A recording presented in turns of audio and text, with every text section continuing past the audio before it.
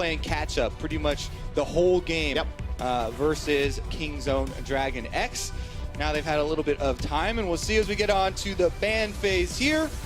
Not too much out of the ordinary, but the Camille band away, you know, EVOS, we've talked about their top lane focus, and they have had a lot of Yijin playing with Stark, playing around Stark, also splitting the map quite a lot and having Stark going for split pushing strategies and skirmish strategies. And I know that when I was preparing for this game, my eyes naturally levitated towards the jungle matchup because I love watching a really intelligent pathing jungler, Xmithie, against an aggressive jungler like Yijin, because Xmithie has played both sides of the coin. He's very good at nullifying aggressive plays. I think back to his Ezreal jungle games for Immortals last year. He can do a lot of things. He's very careful. He really cultivates smart strategies to counter people, and I like to see what he makes of Yijin. One of the biggest things for me with Xmithie is how adaptable he is depending on the jungler that he's playing. Exactly. If Yijin is focusing on counter jungling and taking away camps and getting these big farm advantages, will Xmithie play a similar style like we've seen before, where he's willing to sacrifice and go down bottom and get their bottom lane ahead?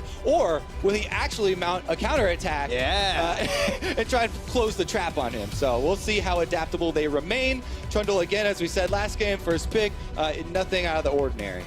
All right, Ornn taken away right off the bat here. Both these teams played Ornn in their first game of the tournament, at least the group stage itself here.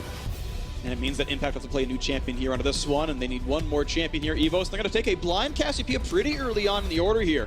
I think a very strong champion on this patch. Still feels like we're a long way away from understanding the tournament meta, because the ordinary, the extraordinary, it feels like the line is kind of pretty dotted at this point. We're still learning where priorities are. The Ornn priority, I think a lot of us have prophesized will jump up. We see it early here, but the Gangplank available makes a very comfortable lane for the side of TL. And there you go. Yeah. The first thing on people's minds when, oh no, MSI is coming, Conqueror is going to be there, top lane tanks are going to be out of the meta or whatever, and Impact only plays tanks. Well, and Gangplank. That's not the case, exactly. Plays a mean Gangplank, also has received carry top lane bans. But anyways, this time around, we are going to be seeing Impact on the Gangplank. One of the biggest things as well for them this split has been how well Impact has been able to absorb pressure. And we'll see if he can actually do it on this champion, because that is where it is of the utmost importance. Plus, Gangplank with the added bonus, of course, with the ultimate can affect the bottom lane and fuel the bottom side of the map for Team Liquid. And you're already seeing, though, a little bit of a split priority in what's being grabbed here. An unanswered jungler for the NALCS and Team Liquid. Unanswered support for EVOS Esports representing Vietnam. And you can see they're already putting in a couple of support bans to try to open up that advantage. And you look at the champs picked up already, though.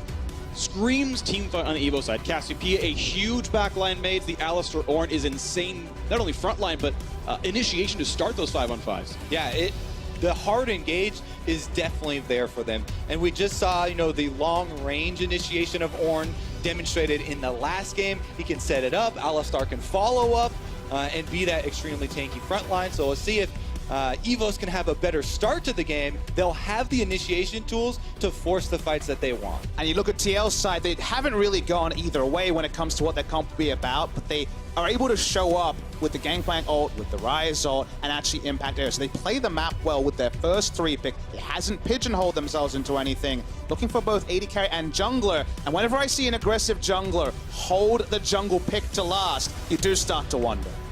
Definitely do. Graves is on the board. Kha'Zix and Kindred were added in the second round. Yep. So there's definitely Skarner also is banned. So they're definitely checking a lot of the boxes here, but it doesn't feel like EVOS are worried at all. The only super good early game junglers left are Olaf, which is already generally considered countered by Trundle, and a Nidalee, if you really want to go for that one, there is an early game jungler, which maybe some people think is around or not. Ezreal, of course, you saw grabbed up. Want to make sure Doublelift couldn't get that. He's going to make his second game in a row on Jhin here, as Tahm Kench might round out the lineup, which I do like, by the way. When you have a bunch of hard engage, you can pull one of those targets back out with Tahm Kench, reposition, and then fight. Nocturne would be massive in this particular game. Very strong against Jhin. They have Ezreal who can self-peel. Everyone else wants to dive in. Very interesting to see, because Nidalee, Nocturne does feel like it would be a risky jungle pick. The Nocturne's being hovered. Will it be lights out for Team Liquid? EVOS Esports wanted to match that last Column of the win here in their final game of the day.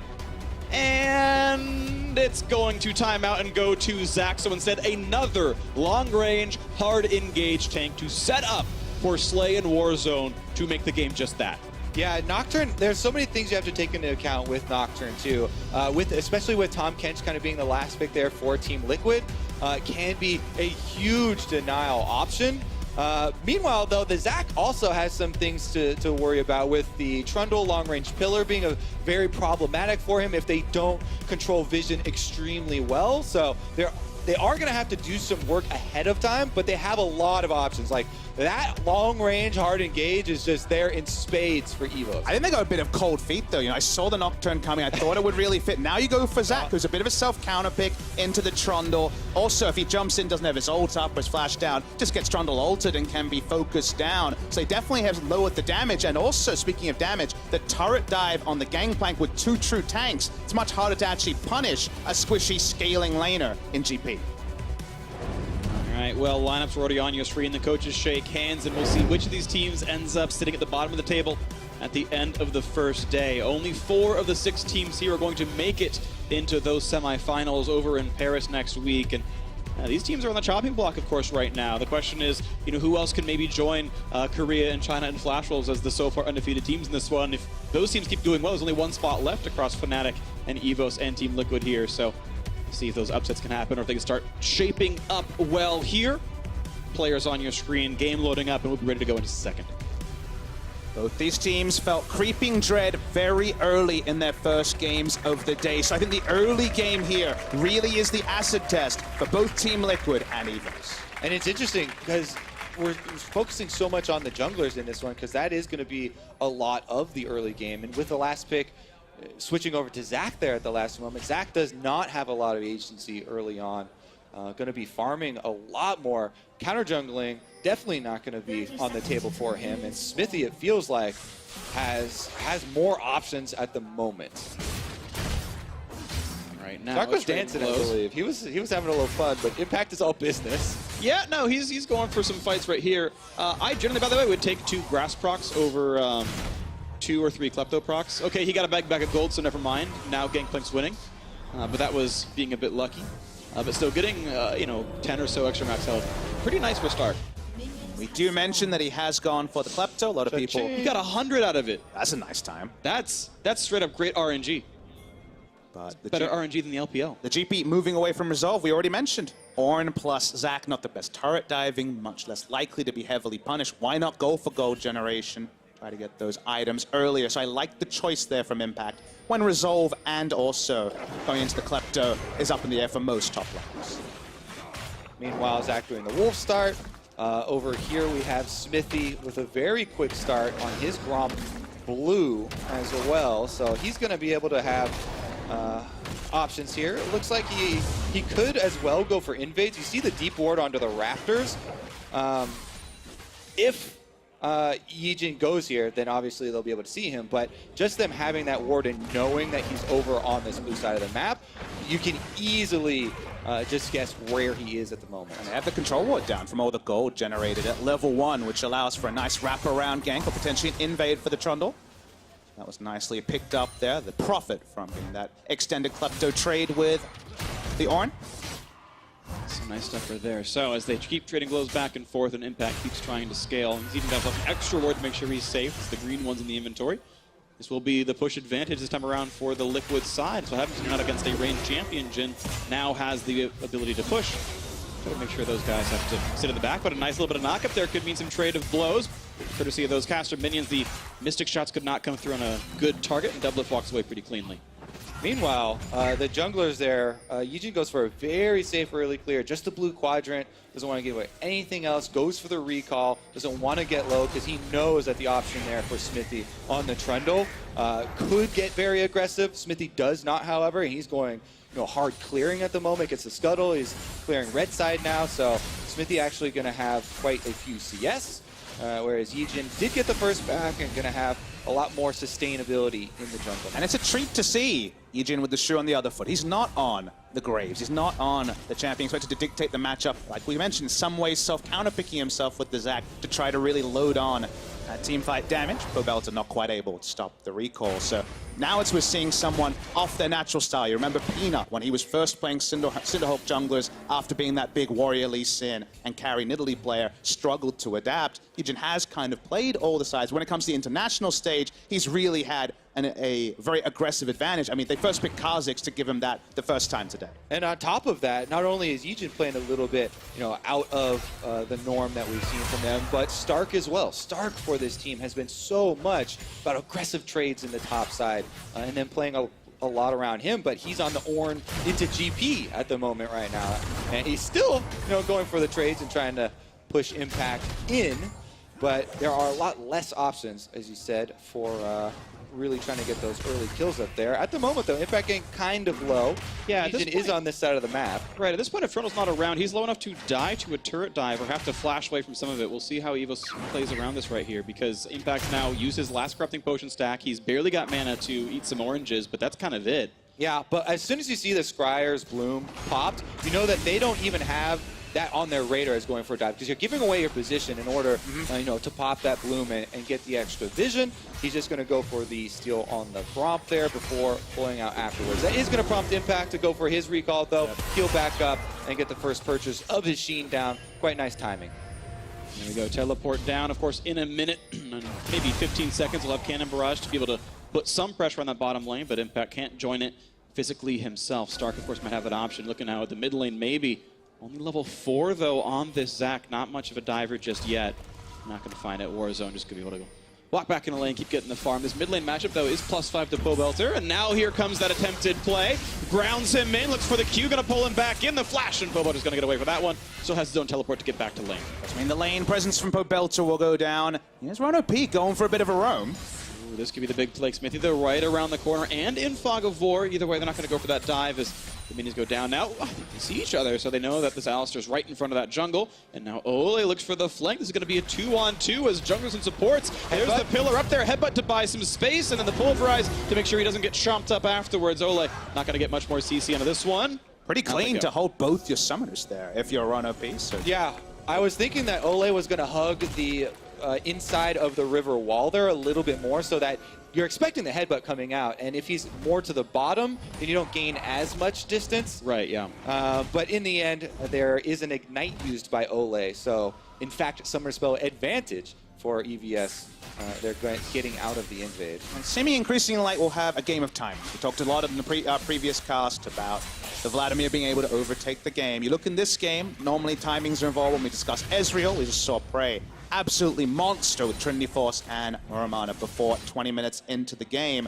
Now you kind of have this weird duality where Ezreal, but also Jhin against 3 tanks traditionally does fall off. Huge front line for the Jhin to try to puncture through. So very interesting to see where the timings go. To me, Impact is really the late game insurance for the side of Team Liquid. Yeah, Team Liquid, they definitely are the ones more geared toward countering moves made by EVOS. It's such a different story, though, because of the supports in this game. While, it is the same bottom lane there for Team Liquid, because RonoP is on that melee champion, it's been double lift and Ole shoving in, and them with the ones for the early move, them with the presence here, and they're allowing Smithy to take up an early Ocean Drake. That is so good for a team that's looking for more counterplay. So good for Gangplank spamming out. You can just get out of combat with champions, get a little bit of regen up, and then return to farming up all the extra gold. Nice by Stark. Out times Impact there on that one. Lands the auto attack well enough here. Right now, 300 gold lead for Team Liquid. Some of that being that Gangplank exists, but still a very close early game here. I do like, by the way, as we saw with the vision toggle, shout out Observers. The Drake was not physically seen as Toronto started it, and a good pickup there. Gotta always watch now the mid lane minion wave positioning, because there are no summoners on Pobelter. And even though EVOS didn't get a kill on him, that changes the way that you can play a lane against the Zac jungle. Zac now with multiple levels into the elastic slingshot can come from a lot of different angles towards mid lane, and that's why Pobelter wants to either quickly shove the wave all the way to turret and then get completely out of mid lane, or be very careful about controlling some sort of vision around there, because it's so hard to get away. When Cassiopeia can lay down miasma, they've got flash advantages, and Zac, even if you miss the elastic slingshot, Q is there to solve all your problems. As long as there's a minion around, you can use that for your crowd control. Speaking of Zac and crowd control, he actually took the blue buff here, the second one on the map, and that seems a little strange. Now, Smithy sees him and goes, I'm not going to fight you just right now. Both level 6, though. I feel like Smithy wins the one-on-one. Depends on how the mid lane push is going, but Welter has access to more mana, courtesy of the fact that the blue is on Zac. Definitely a bit of a peculiar choice. We didn't really see the setup, see how intentional it was, but Cassiopeia getting extended laning phase here. She could really decide this game. To me, Cassiopeia is super swinging as a champion. If she falls behind, she can really just be CC to death. Speaking of CC... Welter does not have flash. Let's bounce, but Grounded gets rid of the ulti, so there's no way out for Welter, but Cannon Barrage buys some space, as well as the Rune Prison, and able to walk away. Does lose the ulti cooldown, but not too bad. Yeah, they were definitely looking for that play, and they got some damage onto Cassiopeia, but you can see 2 ultimates used, as you said, and the Gangplank ultimate now not going to be available for bottom lane if anything does break out there. I thought the execution wasn't fantastic from Yujin, going for the very optimistic use of the Let's Bounce, but speaking back to Cassiopeia, flash in, go aggressive as the Cassio in team fights. The Grounded sets up so much wombo CC that if she hits all of her item timings, could be the sort of game where Cassio really profits. Ooh, he's taking some damage here. And he's trying to play around Petrifying Gaze, does turn it away. Warzone is able to walk without a flash poke, can't even chase him for anything there, but managing to force an ultimate out is a nice little bit of a trade. Yeah, I think Team Liquid, both Pobelter and Smithy, playing very well around the summoner disadvantage of mid lane and not allowing EVOS to get anything out of that kind of timing window that they had. Not to mention Smithy now moving in for a Raptor Steel here. And Wolves will go to him, even though it's Yujin who's gotten... it's fine, it's okay. Now with the dive at the top side, look at the damage! Output! Solo kill! First Bloodhouse Stark! Usually shoes on the other foot for impact, but we saw him on Blinking Health a couple of times. You can do this as the Ornn walks up, enough damage take him down, and that'll slow down the march of the Pilot. A little greedy there from Impact. He ends up going down in a solo kill, and we'll see if EVOS actually do play a little bit around Ornn. Well, he's done really well for himself, and this is now the gold lead for EVOS. First time really in the game here, but top lane lead, the tank could do a lot in team fights. And let's talk about his build. He's actually building the Sheen towards Iceborne Gauntlet. A lot of people go towards Frozen Heart, full tank. But this will allow him to push in, impact other lanes in his own lane, usually. The Gangplank can eat the oranges and be okay, but he just plays with fire for too long, and Stark sees the invitation, pops the horn, and it was too easy. Yeah, I really like how he played that as well. The auto with the grasp attack, back swap out, and is able to land both swings. And again, I look at the Ornn and I say, okay, he's pushing in the lane, he's going to have the Gauntlet for extra lane control. If he gets out of lane first, they already have huge engage, so it's going to be about the first TP we see into a team fight where Stark can actually grow that solo lead to really amp up the game for the side of EVOS. Still eyes on mid lane for Yujin and Warzone. But Pobelter still playing very hesitantly. He's hovering to the top side. That's where they have the control ward. And his flash is now back and available. He's got more escape routes that he can take. You can see Pobelter playing smartly to the left-hand side. This time, though, knocked up. Going to get pulled back into a mini. Grounded as well. Cannot flash away. Let's bounce, brings him back into the lane. Now he's trying to get the roam warp out of this one. He's going to survive. Whoa. And actually, again, only burn the ultimate. The flash stays up. That's a pretty good escape. Yeah, if he was going to burn the flash, he would have flashed the elastic slingshot, and they instead, again, decided to use both ultimates to get him out and save the summoner spell for a more dire situation. He felt like as soon as he saw the shadow there with the Zac elastic slingshot, they decided to go for the outplay and spend some health instead. And that's the payment you get for going for a very defensive build. Early Merc Treads plus the Magic Mantle. Round 2 comes in, going to find the slow. Into the knockback as well. Grounded yet again. There's not a way out for Pobelter. Flashing, but here comes the chase, and Warzone just knocks out his teeth. The second time around, you do flash the elastic slingshot. Yep. Yeah. He got super greedy this time around, not flashing it this time around, being that low health and not having those ultimates means that Pobelter with the late flash afterwards, still already dead. I knew he didn't have his jungler coming because he'd already started the Rift Herald through all of that play. Yeah. He must control the bot side. Here they come. The flash forward, going to find a little bit of something. The auto attack to find a stun as well. And Ole, here comes the dive. The knockup is in. Ronald P takes it. Ignite is on. They're going to get low on health. Just barely survives the encounter as they get Ole to drop down. But this is an easy one. Pope could auto attack for this. And now, will he die how for does it? he feel about the 1v3? Gets a root, walks away. Not going to be knocked up just yet. Now here comes the chain CC, and Rise will fall. Another one comes in for EVOS. Now double if knocked up. And for the next trick, he's going to find a pillar in the face. Is Stark running out of health. Smithy pops the ulti. King's tribute. Thank you very much. A second kill now for Team Liquid. Looks like it will now be the disengage as they trade kills back and forth. And with that teleport down to the bottom for Stark, that leaves Impact on Gangplank on top side, possibly to get first turret bonus gold. So even though those kills kind of go on an even wash, it is Team Liquid that will get a lot of the bonus gold from the objective. Absolutely. Overall, you definitely value what Team Liquid picked up specifically onto Impact, who had to deal with being solo killed earlier in the laning phase. There is that solo gold onto GP. Trinity Force definitely on the next pack. Now there is an Infernal Drake up, and Team Liquid are making the first move for it, using the Blast Cone to jump over. I don't know if they'll be able to burn it down in time, though, because Ron OP scouts it out. But Zach, Ezreal so far. On one. 3 versus 2.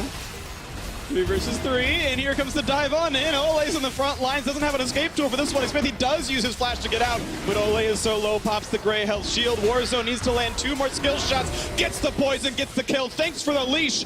Dragon goes over to EVOS Esports. Eyes too big for the objective there without the personnel in place. Belter had no ultimate, no teleport, and he was walking from the fountain. They were trying to make a sneaky move here to steal the Infernal Drake away before EVOS were able to reset, but they were caught red-handed. Now it's going to be the red buff that might be over and over. Ooh, nice pickup though. Smithy managed to chomp and smite, and now Yijin might be in a bit of danger as the ulti comes across the slows for impact. Ron OP has a stun, but there's no ultimate and no flash. Ooh, they do get the root, and this is going to be the kill coming through. They make sure Impact grabs it and walks away with a bit more gold. So EVOS this time buys up more than they can chew. Definitely a bit of a seesaw here, people just overstepping their bounds again and again. Just the tip of the deadly flourish, enough to take down Ron OP. It's going to be early channel here of the Rift Tower, but they know Alistair can't be here. Ezreal popped over to get the Grom. Let's see if there's going to be a second turret for TL. Gonna keep up the extra pressure on bottom side with the Rift Herald. As you said, charge will get off. And they're also rotating Impact back to top side so they don't lose top side turret health, and they push Stark off of that one. So Team Liquid will secure the 2 turret lead for themselves.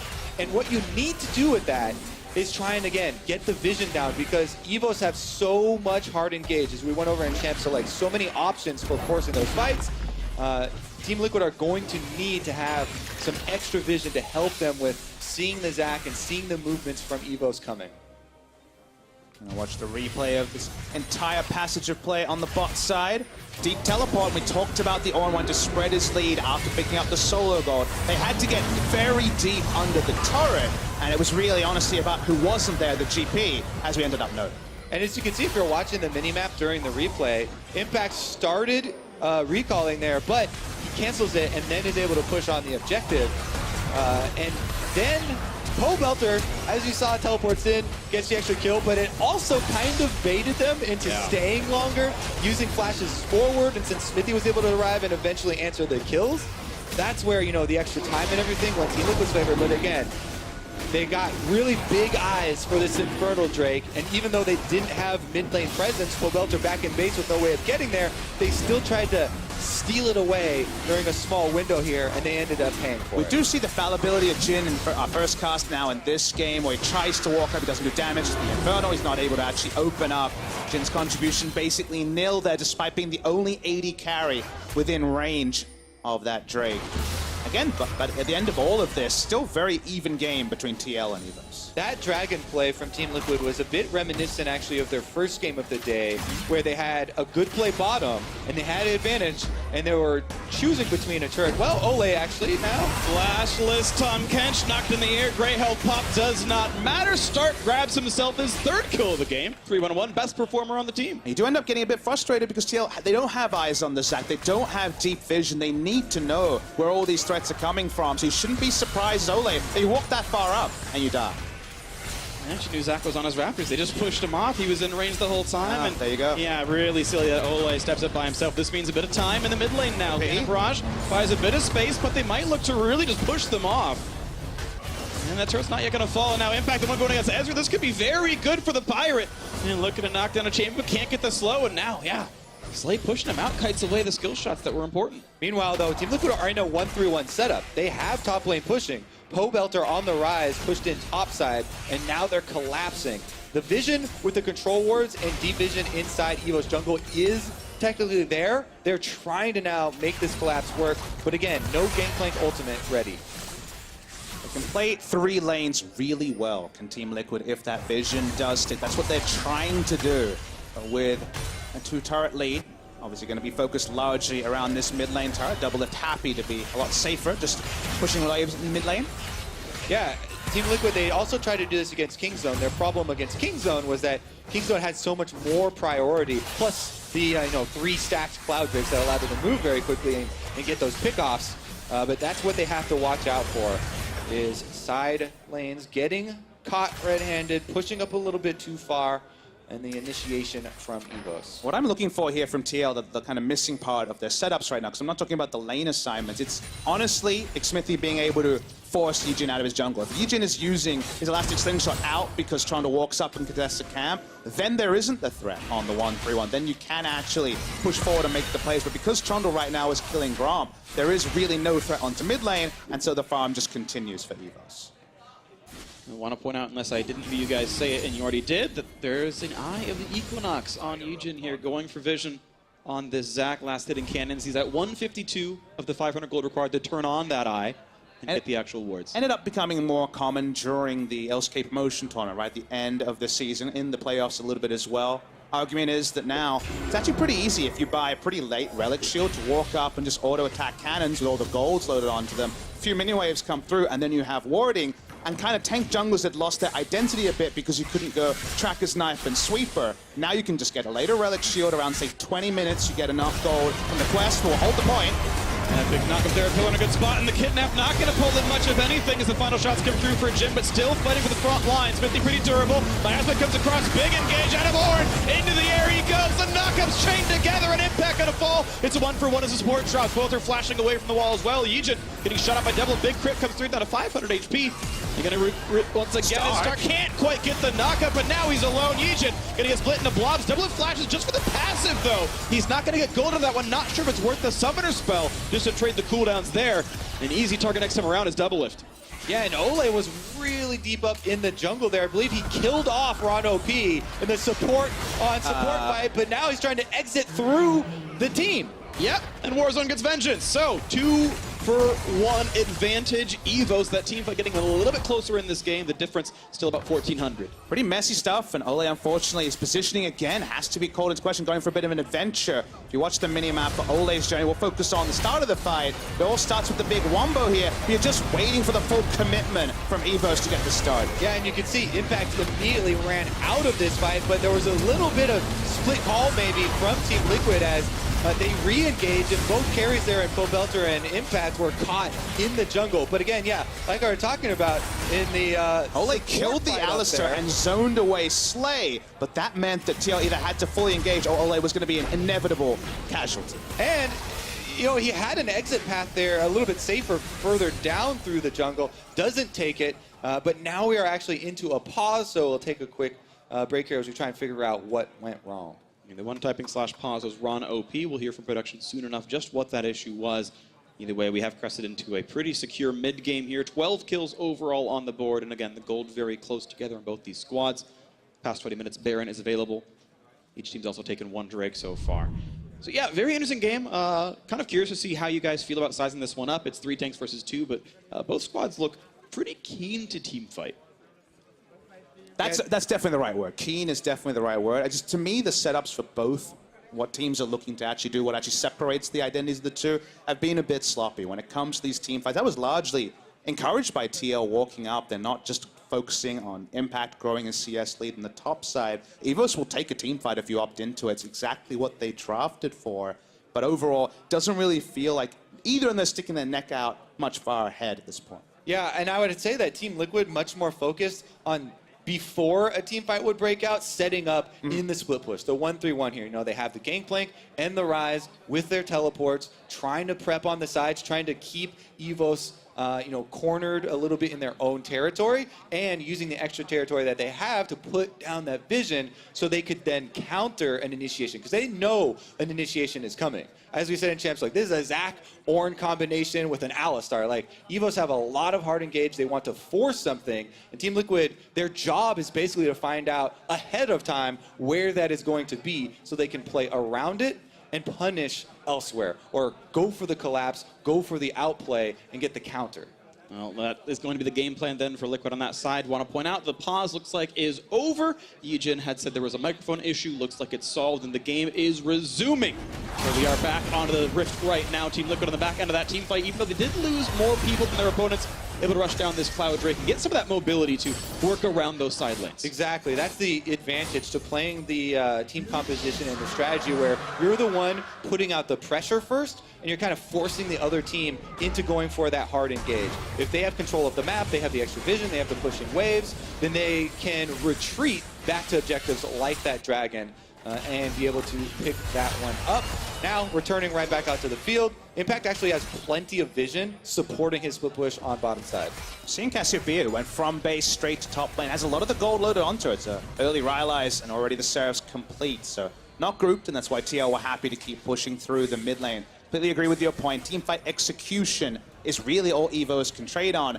If anything doesn't go the way on the execution, TL win in multiple other ways with how well they've set up the map. See if we can actually find that. They just have so much engaged, just like in the last game. It feels like something will stick eventually. I have liked the setups, and GP, he's starting to pile on the items now, and he's 2 in.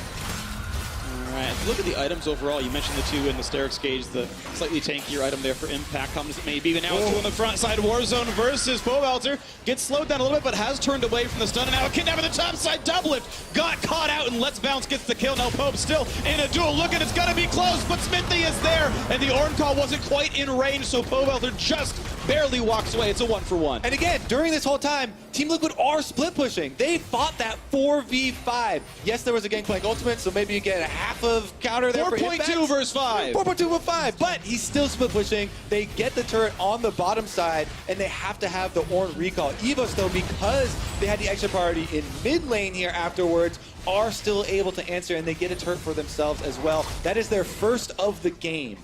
Does represent a TP advantage as well, as Impact did not join the team. So overall, again, you can see what TL are trying to do. And we'll have the TP next time to perhaps look for a fallback around the Baron. Baron setups right now, kind of incomplete from both teams. Couple control wards on the side of EVOS, but they'll have to blade the Ruined King, for now at least. With Cassiopeia going down, Cassiopeia lives. Actually, Cassiopeia and Ezreal have a lot of Baron damage. Cassiopeia down, not as clean. Yeah, let's take another look at this, because it's actually pretty well played as far as trying to move to 2 different skirmishes breaking out here. Yes, there's a great kidnap there on double lift, and the kill was taken over for EVOS. We didn't get to see the other half, but now they're right back at it and on the run. Rano B right behind them, goes in for the pulverize on a 2, and he's in the front lines at a half HP. Of course, has the ulti available, pops it right now, canceled on the teleport. Actually, he's not going to be in this fight too easily. The big knockouts come across, huge plays there. Pope looking for the duel against the Cassiopeia. Double's already dead, and Slay comes in to grab it. 2 kills already, make a turret fall in a 3rd. A huge team fight on EVOS Esports. And from all directions they came. Slay was topside, but he's Ezreal. He can self-peel, doesn't need to be fighting front to back. They turn on to Baron, doesn't matter if the setup is there. For TL, this will be Baron EVOS. Team Liquid exposed themselves, and EVOS are able to take advantage. Now they're going to be able to take down mid turret, but can they escape afterwards? Pillar looks like it will say yes for Impact and Smithy, but Impact's got a ways to go still. Well, Slay could be in danger. Yeah, he doesn't go Blast Code into the Fog of War. He was... Brain would have been low enough to maybe die to the Impact Gangplank. Either way, our freak has malfunctioned. My brain is just jet lag. I got 4 hours sleep. My brain is not working very well. But Impact is running away. He's going to stay alive.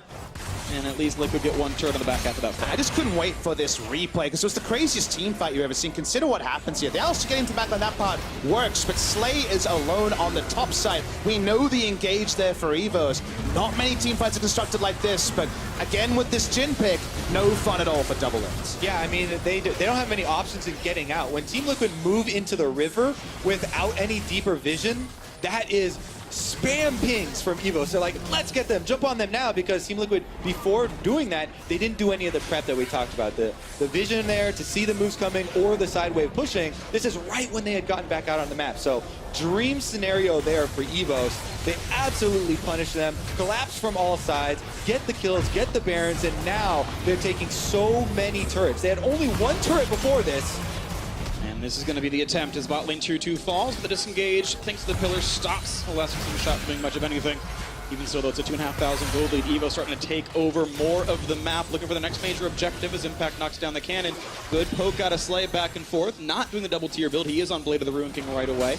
Bit more tank busting in that one, and Yijin in the front line, going to keep last hitting these cannon minions and make sure he can open that eye. If goes for too long, now looks like for the opening. The damage is going to be there. He's going to plop the bloblets, and the teleport goes on to a ward. Re-engage out of Warzone, then half HP though, and here comes the call of the Forge God. Knockup's going to be only onto one. The flash to re-engage. Look for the play. The health bar's low. Yijin almost going to fall down right now, and the backline access is there. A cleanup for Impact. He's on a double already, and one in for Ole as well. Only 2 alive. Slay should not join this one. He can poke, but that's going to be it, and Stark going to be surrounded. The Realm Warp is in. The root is there. He should not have an escape here, but Smithy getting low on health. Slay putting in a lot. Oh, he gets the kill. How many more can he get? In a 2 versus 4, they find a kill. Looking for a little bit more to this one. A shot comes in. The Rune Prison, the snipe. The kills come across, and the choice to re-engage is going to betray them as these last 2 kills will fall. A delayed ace for Team Liquid. They needed it badly. A flash maybe not required, but the kills come through in the end. 17 seconds on the Ocean Drake that is going to be coming up as well, but everyone, save for Stark and Slay, will be responding here for EVOS. What a crazy little fight there that started without the Ezreal in the bottom side of the map. You say it started about the Ezreal. He's not going anywhere near this fight. He's walking towards the big wave, and you think, okay, they'll disengage, it's fine. The teleport isn't used on Boblets, caught that one freak, and that meant they had to play this a little bit differently. You can still disengage here, EVOS, but they didn't have that in their playbook. They see the big miasma, Warzone commits, and they're only going one way, and that's with Ezreal guaranteed to be out of the fight. Yeah, to your point, Papa Smithy, there was maybe a good 5-6 extra seconds where Slay could have turned around and headed bottom earlier, but he did clear that whole wave. Once he gets here, though, he's able to put out a lot of damage behind the tankiness of Stark and then ease forward to get the kill on the support. And for a moment, you think that EVOS are chasing down this 2v4 opportunity, but Doublelift is able to get the damage onto the priority target. They eventually switch off of the tank, take down the Ezreal, and then are able to clean it up. So the end of that replay brought to you by Acer Predator shows you the fun of Doublelift with the high crit, high attack speed build. The Swifties in there cutting around so much in that one and able to put down good, reliable, consistent damage as crit Jin can give you. That flash one in the end, though. Oh, here we go. Initiation. And a stun on a Pobalt without a damage. The glom onto the front line. The quick chomp as they wait for the timer to fall. And Ole actually managing to snag the kill. Unlike, but he's got 3. He's the kill leader on the team. So much of this game was around EVOS setting up for teamfights, sticking as 5, trying to make things happen. Now they've tried to split the map and answer TL's map pressure, and TL are capitalizing. Really nice, aggressive use of the Abyssal Voyage. One throws out an ult. Will we see an engage? 4v5. Poke, yeah, but just got to be a bit careful. Will not get grabbed. If Let's Bounce just goes for the disengage, and now Stark's got to tank all the shots. Ooh, that was close, actually. Nearly landed on the Zac in the backside there. Throughout that replay, I was thinking back to Praise Ezreal and how much damage he was doing. Do notice, we do not see a double tier build come out. At least it's going to be a super late tier here. Almost certainly not going to be the Ceres. Not everyone is opting into this build. We don't see it. And that will change some of the item timings because we've always known Ezreal 3 items, amazing. Ezreal 5 items, it falls away. Yeah, this is definitely one of the lower damage cap Ezreal builds here because not only is it a Blade of the Ruin King instead, but also an Iceborne instead of a Trinity Force there for more of the slow control and utility out of Slay. The question is, can he afford to do that? Cassiopeia situation can do a lot of damage, but Fierce a single target. He's not going to be high damage either. He's against a gangplank. He's not against as many true tanks, but still, overall, a lot of beef on the side of TL. There's just no guarantees that EVOS will be able to cement the good initiations that certainly will come through. Teleport's coming in right now. A giant slow on Arana OP. He's got an ultimate, and that's going to buy him a little bit of time as Warzone comes down. Banshee's veiling all looking for the big plays as Ronnick's going to kick back in Impact, and that is a gangplank who's going to go and drown with his team. 1 for 0, making it 1 for 1 as they trade down to the support, but still it is a top laner left alive as Stark can lead the charge forward. Warzone looking for a bit more as well when they find the elastic slingshot. The pillar going to disengage that one. A quick slow comes in as the Q lands. Ole, not long for the world. The Reaver King will be assassinated in his own home territory. A 2 for 1 advantage. EVOS Esports. Smithy in the front of the other jungler. Not quite going to be slowed, but EVOS, great team fighting. Yeah, definitely a mistake there from Impact to step into melee range of the Alistar. They had been kiting him and keeping him at arm's length during the ultimate, but as soon as he decides to step in for the extra damage from autos, he gets headbutted all the way back to the Ornn and immediately taken down. EVOS very happy to take that trade, and another turret goes over. TL thought that was the time because Ezreal was on a shopping trip. He only contributed with an ultimate to help kill Ole on the back end. Play the Rune King and Bloodthirst. Going to be so much lifesteal getting the replay here. There was an attempted pincer by TL through all of this, as they just wanted to take down Rono P. And it's fine if you keep the Alistar, you know, at far right here, but once you allow him to use both the Pulverize and the Headbutt to shove your Gangplank, who has so much money and so much damage potential this late into the game, even though they don't have the Ezreal, EVOS are able to chase Team Liquid out of their own jungle and pull down some kills. Now trying to pull down some more. There's a lot of chains you see down on the star. Curtain call comes in as well. The rest of the team coming around to stop this. Oh, he's going to get the Let's Bounce and a nice final save out of Ole. The knockup, though, they found Pogos on a power on Rise. There's the big CC out of the support. The knocked-up chain together. A 2-0 for EVOS Esports, and they're looking for a little bit more into this one. Ole has nowhere to go. Goodbye. 3-0 in that fight. Goodbye Baron after this as well. Huge Baron damage. Alistar cemented the kills with an excellent flank with the headbutt Pulverized, and they just about lived through because they were blinking health bars everywhere. Again, the hard engage here from EVOS. The flank is so key there, Papa Smithy, because double lift, the center of attention right at the middle of that team fight gets taken out, and they're not able to finish off Slay. So EVOS, again, with a huge pushing opportunity, full timing on this Baron to work with. They're going to get the last of these outer turrets, and then they'll come knocking at the doors for those inhibitor turrets. Full Warzone in as Stark just sits there and tanks up the turret. It's going to have an easy time with that as the turret is going to fall. No problems in the slightest. Beautiful stuff there as EVOS have put themselves on to a solid 5,000 gold lead. You get to start. Watch the start of this replay. I really like the efforts here to zone coming through from the Zac as this ended, because it looked like it was just going to be a shooting gallery for double. Yeah, they thought that everyone was in front of them. However, the Alistar, as you see on the mini-map, Ron OP walks all the way around. He initiates, actually not onto double lift, that was the other two carries there. Pope Belter going down right at the very beginning. And once they take those two out, they're able to chase off the rest of Team Liquid. I think this game will continue to be Baron-centric for EVOS. So if the game does extend to the next Baron, they have a double lifesteal AD carry, a Cassiopeia, and tanks. They play so well at starting and turning off Baron. Actually taking down the turrets, that part's a little trickier, because if they don't turret dive, it's a bit slow going. Yeah, earlier in the game was a little bit difficult for EVOS. They were on the back foot. We constantly had control of the map in Team Liquid's hands with the split pushing and keeping up the pressure. But now that they have this hefty gold lead, it makes it so much easier for EVOS to just bring their crowd control, force Team Liquid to group up here, and keep them in a much smaller area. And the Baron buff also represents that their kind of lone hope, the Gangplank split push, is no longer a real thing because of the ability to push the waves here so effortlessly for EVOS. Still trying to hold up as much of a defense they can. Like we're mentioning though, until those inhibitor turrets actually go down, it's pretty slow going to actually cement the advantage that EVOS have created and actually close this game. Finally, max CDR for Impact, Infinity Edge in there as well, but his barrels are getting chopped down by everyone else on the opposing team, and he's dying pretty rapidly. 4 deaths, second most on the team. Impact having a hard time getting stuff done. Now a dive in the front side. But a great pillar means there's not going to be a lot of CC. Turret still falls, though. This could be the big fight. Knock up on it, too. They found Trundle and Rise, but able to walk away. Warzone still building up some space. A flash pillar looking to isolate him. The barrel's going to land a stun only on Ole. Puts up the shield. The burst going to come in. That is a huge kill for Team Liquid. And now on the 5-on-4 is EVOS forced to run away. Impact getting low. He's got to respect Slide. Does not land the missing shot though. And Gangplank able to run. True Shot Barrage will not get that one either. As the disengage is still coming through. They're looking for maybe a target as their Arcane Shift comes in. He's slowed down by Iceborne Gauntlet, and it will only be the single kill. They're able to chase him off. Zac here does get snared up, and Smithy's still on the chase, but they're gonna let him go. Minions on all sides of Team Liquid's base here, and they barely are able to fight their way out of this one and expire that Baron buff. We have some very stubborn decision-making from some of the carries here. I was watching Warzone, backs next to the wall, definitely able to flash, always want to get as close as possible to guarantee you get over. Never used it, thought maybe there'll be a collapse from his team. Feels like there's some split shot calling here from the side of EVOS. It's all about taking down this turret. We already noted how hard it is for the side of EVOS to do, but after this play, they seem a bit scattered. So the encounter there is from Team Liquid.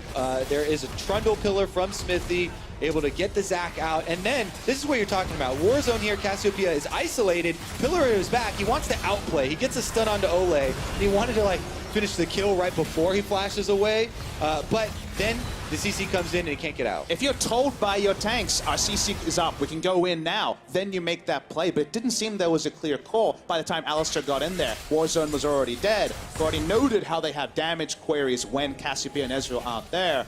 They rear their ugly head, but they were able to break the inhibitor turret. Didn't get the actual inhibitor, but that was already, as you can see, a pretty difficult thing for EVOS to actually obtain. The major items are coming in. Death Cap already done for Pobalter, but only the combined to go for Warzone, and he's already at 550 ability power. That item gets done, Warzone will just absolutely blast people in team fights. This is a very fed Cassiopeia. 8 kills on the team, 13 over 19 KP. He is the major carry right now for the squad, and showing up so well on the main stage here. And we're looking for one of the big four, Doublelift, to actually find something out of Jhin. He's almost an item parity. Cheap build coming through on the Ezreal compared to Jhin, who's just a last whisper item completion away. Maybe this will be the big fight, though. Here comes the attempted dive. Nothing on Pobalter. Now the kidnap's going to come in. He's going to be deleted, maybe, but he's healthy for now. And a nice pullback. Ola means he's not going to get knocked up, but the chase down on Tom Kench, very low in health, not yet picked off. Another wall comes in. Yijin rooted up. Health bar getting low. Pobalter has to be careful. And the redemption snipe doesn't matter. It's like it's the kill, but Pope is out of health. It's 2 kills. They're already inside the base. 5v3. They might end it here. Inhibitor is definitely going to go down, and EVOS are coming for that victory. Doublelift and Impact are the only damage. The team of Pillar is up. Can they find Slay? A big chunk comes across. Ronald P at half as well, but he's got to run away. He's getting lower and lower. Cassiopeia just twin fangs him down, and now the flash out for Impact. Now it's a 2 versus 5. Turret under fire. Doublelift and Impact. Can they make it happen? And the clap comes through for Stark on the top side. Turret's going to fall. Ronald P is going to drop it. It's now 3v1. Can Doublelift do it as Stark does get that kill? Flashes to safety. 1 versus 4, a number that Liquid knows so well. As the turret is still in their eyes. Slay wants it to happen. Still 15 seconds on his mid laner to respawn. There comes the turret. There's the knockup. He's going to be slain. The Warzone is going to go the favor of EVOS. They're going to get the win. 1-1 is the scoreline. The bulldozer comp from EVOS finally gets the job done. Destruction of Team Liquid. Impact had all the gold and unfortunately could never get in the fight. Tried to teleport in right at the end. The squishy center of Team Liquid exposed by all the tanks and eventually taken out. Team Liquid had really struggled with splitting this tournament so far. There's only been 2 games, but both times either getting picked off, dealing with hard engagements, they have not been able to split the map. But EVOS Esports, really living up to the very new legacy of Vietnam as a region. This time around, they're saying, okay, this year, they're independent, they're out of the GPL, it's now Vietnam themselves standing alone. And last year, okay, we had Gigabyte Marines winning some hearts because they played so crazy. Oh, the Nocturne, like 4-minute level 6, what kind of fun stuff. The lane swaps coming through. This is EVOS winning straight up against the best team in North America, taking down Liquid reasonably convincingly, saying, no, we're just this good. And the Plains teams today went 3-1. They played each other, and then the only unique matches, they went on to win both Flash Wolves and the side of EVOS, so big credit to them. Usually we sometimes see the hard-fought road to group stage just come undone very early in the group stage, not here. Huge credit there to EVOS because they had to work through a very, tense situation where they were getting split on, they were, pushed on other sides, but hard engage after hard engage, they kept finding the fights that they needed. Really good Ornn play there from Stark especially, and consistently able to find that back line. Solo kills in lane, great team fight ultimates there as well. Warzone was absolutely massive for consistent damage. I'm going to look at the graph here because I didn't check it just yet, but I'm assuming he's topping the charts. And actually, no, it was just very convenient overall team fight damage. Did very similar numbers to the Ezreal. Doublelift himself actually put out a lot, but it just did not matter. You guys mentioned positioning before. Absolutely agree. A lot of convenient picks, we'll say. And at the end of the day, it wasn't how we expected. It wasn't the powerful jungle pick. It wasn't necessarily all about the top side. In fact, it was manufactured solely by Stark himself in the top side. They showed a different string to their bow, and they won the game. Well, beautiful stuff out of EVOS Esports. 1-1 on the day as we speak. Royal Never Give Up and Kingzone get ready to face off in our final game of the day. We'll be back in just a few minutes for that matchup. Not going to pull in much of anything as the final shots come through for Jhin, but still fighting for the front line. Smithy pretty durable. Miasma comes across, big engage out of Ornn. Into the air he goes. The knockup's chained together and Impact going to fall. Mantled on the teleport, actually. He's not going to be in this fight too easily. The Knockout's coming across. Huge plays there, but looking for the duel against the Cassiopeia. Double's already dead, and Slay comes in to grab it. 2 kills already. Knockout's going to be only onto 1. The flash to re-engage. Look for the play. The health bar's low. Yijin almost going to fall down right now. And the backline access is there. A cleanup for Impact. He's on a double already. They found Bogart on a health bar on Rise. There's the big CC out of support. The Noctup chained together. A 2-0 for EVOS Esports. And they're looking for a little bit more into this one. Ole has nowhere to go. Goodbye. There comes the turret. There's the knockup. He's going to be slain. The war zone is going to go the favor of EVOS. They're going to get the win. 1-1 is the scoreline.